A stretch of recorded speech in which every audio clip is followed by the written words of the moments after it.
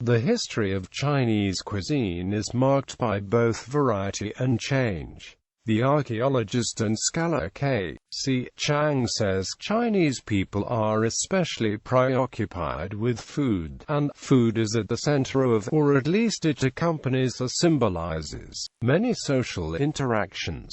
Quote, over the course of history, he says, continuity vastly outweighs change. Quote, he explains basic organizing principles which go back to earliest times and give a continuity to the food tradition, principally that a normal meal is made up of fan and kai. Overview. The sinologist Endymion Wilkinson sees a succession of incremental and successive changes that fundamentally altered the richness of ever-changing Chinese cuisine. Four key developments were the expansion of Han culture from the upland stretches of the Yellow River across a huge and expanding geographical area with climate zones ranging from the tropical to the subarctic, each providing new ingredients and indigenous cooking traditions, an elaborate but continually developing traditional medicine which saw food as the basis of good health, constantly shifting demands from elites beginning with the imperial courts and provincial governors but eventually expanding to include rich landowners, scholar gourmands, and itinerant merchants for specialized cuisines, however far away from home, and continuous absorption of diverse foreign influences, including the ingredients, cooking methods, and recipes from invading steppe nomads, European missionaries, and Japanese traders. The philosopher and writer Lin Yutang was more relaxed. How a Chinese spirit glows over a good feast. How apt is he to cry out that life is beautiful when his stomach and his intestines are well filled. For this well-filled stomach suffuses and radiates a happiness that is spiritual. The Chinese relies upon instinct, and his instinct tells him that when the stomach is right, everything is right. That is why I claim for the Chinese a life closer to instinct and a philosophy that makes the more open acknowledgement of it possible. Chinese cuisine as we now know it evolved gradually over the centuries as new food sources and techniques were introduced, discovered, or invented. Although many of the characteristics we think of as the most important appeared very early, others did not appear or did not become important until relatively late. The first chopsticks, for instance, were probably used for cooking, stirring the fire, and serving bits of food and were not initially used as eating utensils.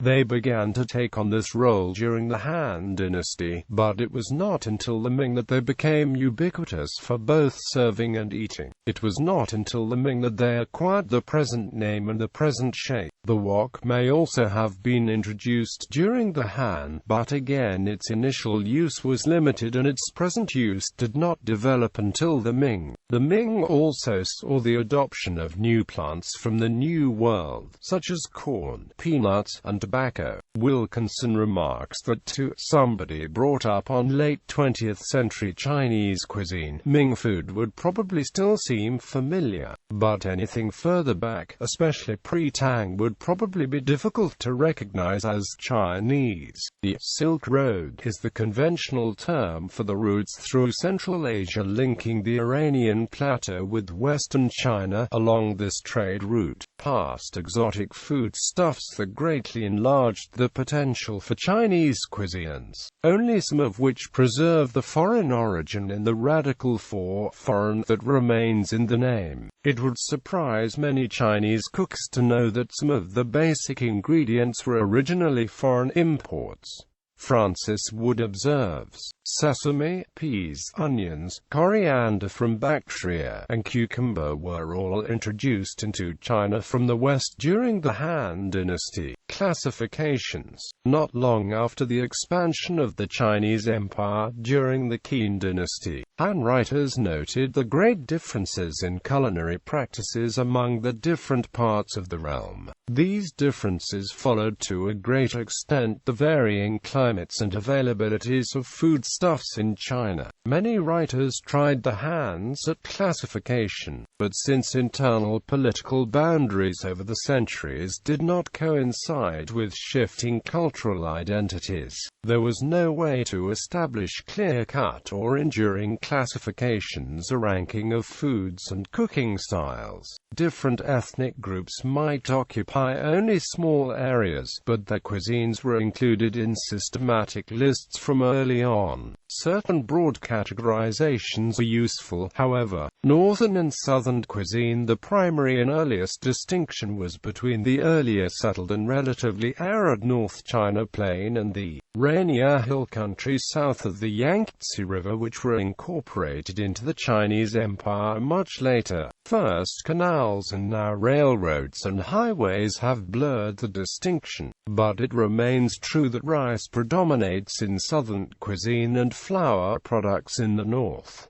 Four schools. The Four Schools refers to Shandong's, Jiangsu's, Cantonese, and Sichuan's cuisines. The cooking styles of other areas was then arranged as branches of these 8 schools. Eventually, 4 of these branches were recognized as distinct Chinese schools themselves: Hunnan's cuisine, Fujian's, Anhui's, and Zhejiang's. History. Neolithic. Although no reliable written sources document this era of Chinese history, archaeologists are sometimes able to make deductions about food preparation and storage based on site excavations. Sometimes artifacts and actual preserved foodstuffs are discovered. In October 2005, the oldest noodles yet discovered were located at the Lafia site near the upper reaches of the Yellow River in Qinghai. The site has been associated with the Qijia culture. Over 4,000 years old, the noodles were made from foxtail and broomcorn millet. Early dynastic times. Legendary accounts of the introduction of agriculture by Shennong credit him for first cultivating the 5 grains.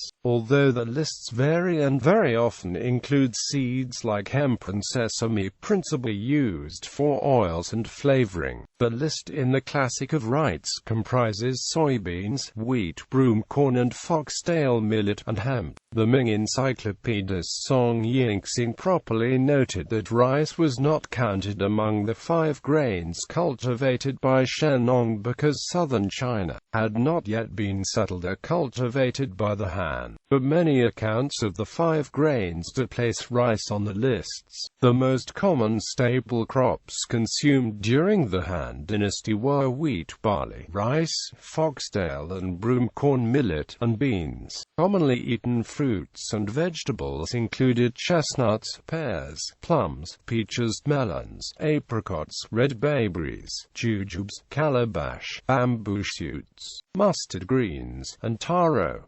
Domesticated animals that were also eaten included chickens, mandarin ducks, geese, cows, sheep, pigs, camels, and dogs. Turtles and fish were taken from streams and lakes. The owl, pheasant, magpie, sika deer, and Chinese bamboo partridge were commonly hunted and consumed. Seasonings included sugar, honey, salt and soy sauce. Beer and yellow wine were regularly consumed, although baijiu was not available until much later. During the Han Dynasty, Chinese developed methods of food preservation for military rations during campaigns such as drying meat into jerky and cooking, roasting, and drying grain. Chinese legends claim that the roasted, flat Xiaobing bread was brought back from the Xiyu by the Han Dynasty general Ban Chao, and that it was originally known as Hubing.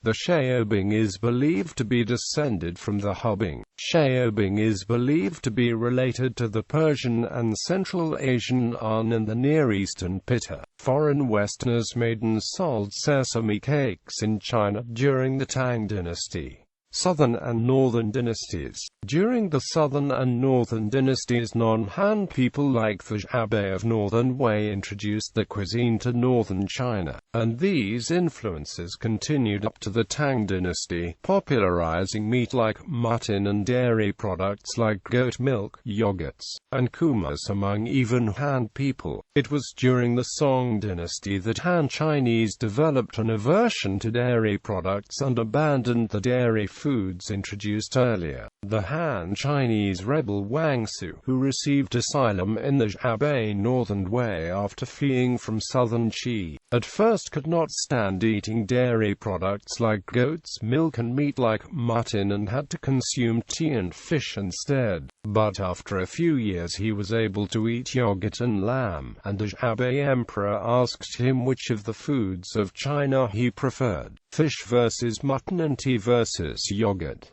280 recipes are found in the Jia 6's text The Kimen Yeushu. Tang Dynasty. The fascination with exotics from the diverse range of the Tang Empire and the search for plants and animals which promoted health and longevity were two of the factors encouraging diversity in Tang Dynasty diet. During the Tang, the many common foodstuffs and cooking ingredients in addition to those already listed were barley, garlic, salt, turnips, soybeans, pears, apricots, peaches, apples, pomegranates, jujubes, rhubarb, hazelnuts, pine nuts, chestnuts, walnuts, jams, taro, etc. The various meats that were consumed included pork, chicken, lamb, sea otter, bear, and even Bactrian camels. In the south along the coast, meat from seafood was by default the most common, as the Chinese enjoyed eating cooked jellyfish with cinnamon, Sichuan pepper, cardamom, and ginger, as well as oysters with wine, fried squid with ginger and vinegar, horseshoe crabs and red crabs, shrimp, and puffer fish, which the Chinese called river piglet. Some foods were also off-limits, as the Tang court encouraged people not to eat beef, and from 831 to 833 Emperor Wenzong of Tang banned the slaughter of cattle on the grounds of his religious convictions to Buddhism. For the trade overseas and overland, the Chinese acquired golden peaches from Samarkand, date palms, pistachios, and figs from Persia, pine seeds and ginseng roots from Korea, and mangoes from Southeast Asia. In China, there was a great demand for sugar during the reign of Harsha over North India. Indian envoys to Tang China brought two makers of sugar who successfully taught the Chinese how to cultivate sugarcane. Cotton also came from India as a finished product from Bengal, although it was during the Tang that the Chinese began to grow and process cotton, and by the Yuan dynasty it became the prime textile fabric in China. During the earlier southern and northern dynasties, and perhaps even earlier, the drinking of tea became popular in southern China. Tea was viewed then as a beverage of tasteful pleasure and with pharmacological purpose as well. During the Tang dynasty, tea became synonymous with everything sophisticated in society. The Tang poet Lu Tong devoted most of his poetry to his love of tea. The 8th century author Lu Liu even wrote a treatise on the art of drinking tea, called The Classic of Tea. Tea was also enjoyed by Uyghur Turks when riding into town. The first places they visited were the tea shops. Although wrapping paper had been used in China since the 2nd century BC, during the Tang dynasty the Chinese were using wrapping paper as folded and sewn square bags to hold and preserve the flavor of tea leaves.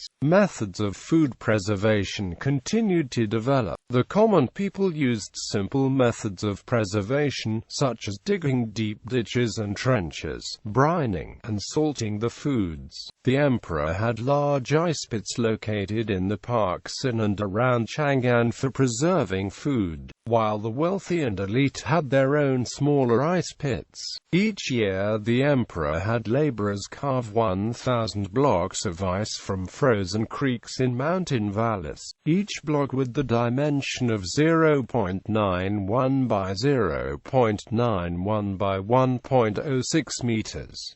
There were many frozen delicacies enjoyed during the summer, especially chilled melon. Song dynasty. The Song saw a turning point. Twin revolutions in commerce and agriculture created an enlarged group of leisured and cultivated city dwellers with access to a great range of techniques and materials for whom eating became a self-conscious and rational experience. The food historian Michael Freeman argues that the Song developed a cuisine, which was derived from no single tradition but rather amalgamates, selects, and organizes the best of several traditions. Quote, cuisine, in this sense, does not develop out of the cooking traditions of a single region, but requires a sizable core of critical adventuresome eaters, not bound by the tastes of the native region and willing to try unfamiliar food. Quote, finally, cuisine is the product of attitudes which give first place to the real pleasure of consuming food rather than to its purely ritualistic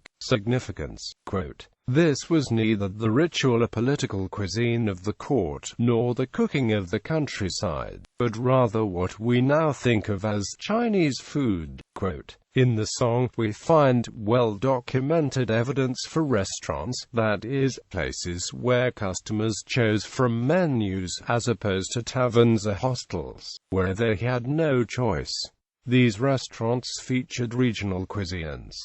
Gourmets wrote of the preferences. All these song phenomena were not found until much later in Europe. There are many surviving lists of entrees and food dishes in customer menus for restaurants and taverns, as well as for feasts, banquets, festivals and carnivals, and modest dining, most copiously in the memoir Dongjing Memoir Lu. Many of the peculiar names for these dishes do not provide clues as to what types of food ingredients were used. However, the Scottish Aquinet, judging from the seasonings used, such as pepper, ginger, soya sauce, oil, salt, and vinegar, suggests that the cuisine of Hangzhou was not too different from the Chinese cuisine of today. Other additional seasonings and ingredients included walnuts, turnips, crushed Chinese cardamom kernels, fagera olives, ginkgo nuts, citrus zest, and sesame oil. Regional differences in ecology and culture produced different styles of cooking. In the turmoil of the southern song, refugees brought cooking traditions of regional cultures to the capital at Hangzhou. After the mass exodus from the north, people brought Henan-style cooking and foods to Hangzhou, which was blended with the cooking traditions of Zhejiang. However, records indicate that already in the northern Song period, the first capital at Kaifeng sported restaurants that served southern Chinese cuisine. This catered to capital officials whose native provinces were in the southeast, and would have found northern cuisine lacking in seasoning for the tastes. In fact, texts from the Song era provide the first use of the phrases Nanshi, Bishi, and Xuanfan to refer specifically to northern, southern, and Sichuan cooking, respectively. Many restaurants were known for the specialties. For example, there was one restaurant in Hangzhou that served only iced foods, while some restaurants catered to those who wanted either hot, warm, room temperature, or cold foods. Descendants of those from Kaifeng owned most of the restaurants found in Hangzhou, but many other regional varieties in foodstuffs and cooking were sponsored by restaurants. This included restaurants featuring highly spiced Sichuan cuisine. There were taverns featuring dishes and beverages from Hebei and Shandong, as well as those with coastal foods of shrimp and saltwater fish. The memory and patience of waiters had to be keen. In the larger restaurants, serving dinner parties that required 20 or so dishes became a hassle if even a slight error occurred.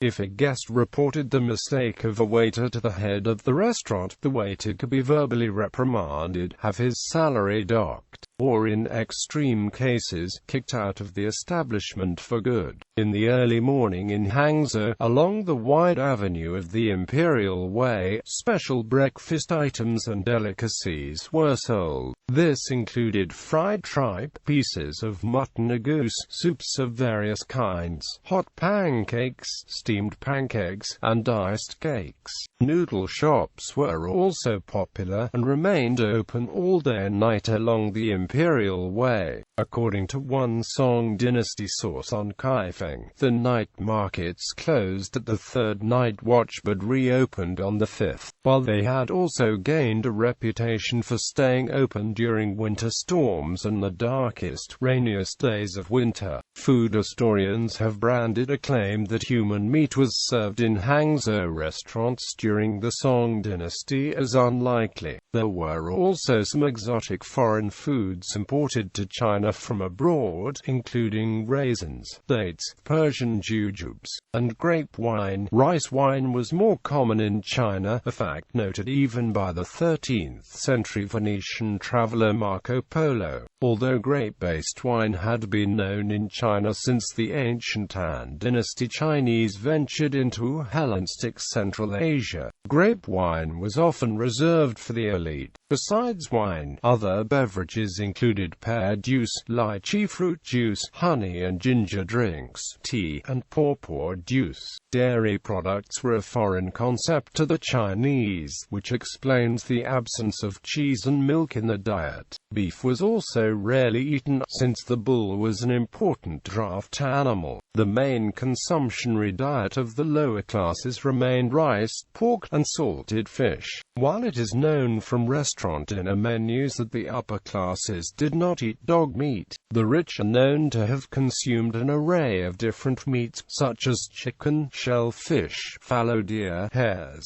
partridge, pheasant, francolin, quail, fox, badger, clam, crab, and many others. Local freshwater fish from the nearby lake and river were also caught and brought to market, while the West Lake provided geese and duck as well. Common fruits that were consumed included melons, pomegranates, lychees, longanids, golden oranges, jujubes, quinces, apricots and pears. In the region around Hangzhou alone, there were 11 kinds of apricots and 8 different kinds of pears that were produced. Specialties and combination dishes in the Song period included scented shellfish cooked in rice wine, geese with apricots, lotus seed soup, spicy soup with mussels and fish cooked with plums, sweet soya soup, baked sesame buns stuffed with either sour bean filling or pork tenderloin, mixed vegetable buns, fragrant candied fruit, strips of ginger and fermented bean paste, jujube stuffed steamed dumplings, fried chestnuts, salted fermented bean soup, fruit cooked in scented honey, and honey crisps of kneaded and baked honey, flour, mutton fat and pork lard. Dessert molds of oiled flour and sugared honey were shaped into girls' faces as statuettes of soldiers with full armor like door guards, and were called likeness foods.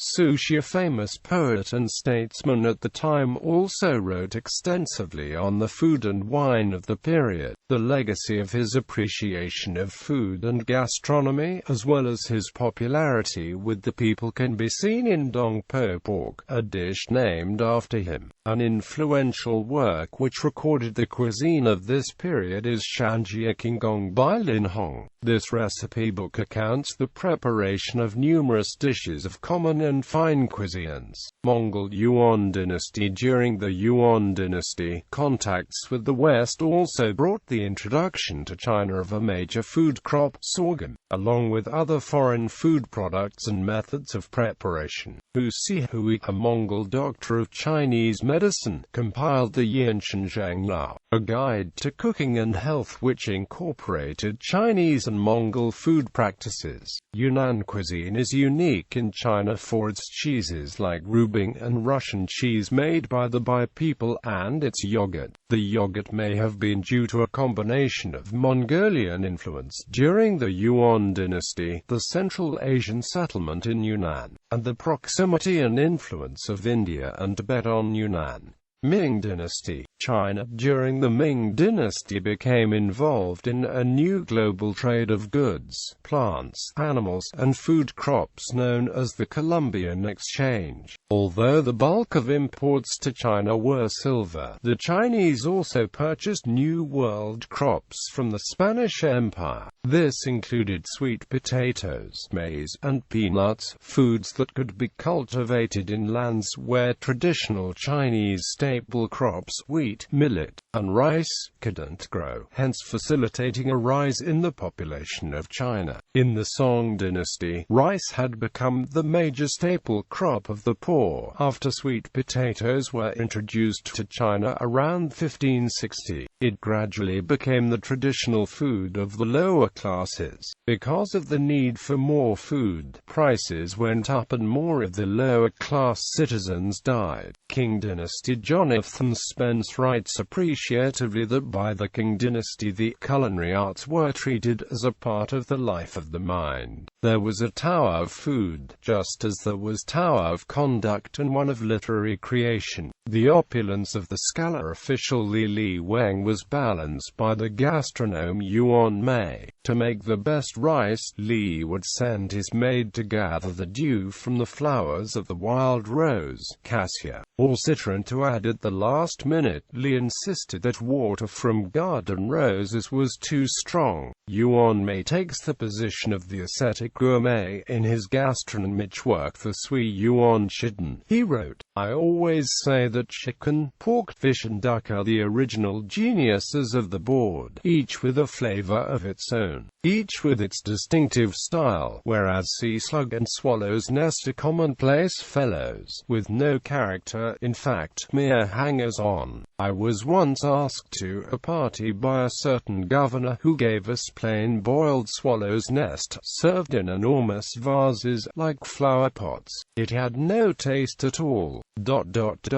If our host's object was simply to impress, it would have been better to put 100 pearls into each bowl. Then we would have known that the meal had cost him tens of thousands, without the unpleasantness of being expected to eat what was uneatable." Quote, "After such a meal," Yuan said, "he would return home and make himself a bowl of congee." The records of the imperial banqueting court published in the late Qing period showed there were several levels of Manchu banquets and Chinese banquets. The Royal Manchu Han Imperial Feast is one that combined both traditions. People's Republic of China. Since the founding of the People's Republic of China, the nation has suffered from a series of major food supply problems under the Communist Party of China. Poor countryside provinces like Henan and Gansu experienced the worst. By January 1959, the food supply for residents in Beijing was reduced to 1 cabbage per household per day. Many peasants suffered from malnutrition, and at the same time increasing the amount they handed over to the state. Beginning in 1960, the Great Chinese Famine contributed to more problems due to bad government policies. During this time there was little to no advancement in the culinary tradition. Many fled to neighboring Hong Kong and Taiwan to avoid starvation. In Beijing in the 1990s, a communist-style cuisine, which is also called Cultural Revolution cuisine, cuisine, has also been popular. Other recent innovations include the retro Maoist cuisine, which cashed in on the 100th anniversary of Mao Zedong's birthday, whether it was officially endorsed or not. The menu includes items such as cornmeal cakes and rice gruel. In February 1994, the Wall Street Journal wrote an article about retro Maoist cuisine being a hit in China. Owners of a CR-style restaurant said, "We're not nostalgic for Mao Pache. We're nostalgic for our youth." The Chinese government has denied any involvement with retro Maoist cuisine. One of the cuisines to benefit during the 1990s was the Chinese Islamic cuisine. The cuisines of other cultures in China have benefited from recent changes in government policy. During the Great Leap Forward and Cultural Revolution of the 1970s, the government pressured the Hui people to adopt Han Chinese culture. The national government has since abandoned efforts to impose a homogeneous Chinese culture. In order to revive the rare cuisine, the Hui began labeling the food as traditional Hui cuisine. The revival effort has met with some success. For example, in 1994 the Jan's family eatery earned 15,000 yuan net income per month. This was well above the national salary average at the time. Crocodiles were eaten by Vietnamese while they were taboo and off-limits for Chinese. Vietnamese women who married Chinese men adopted the Chinese taboo.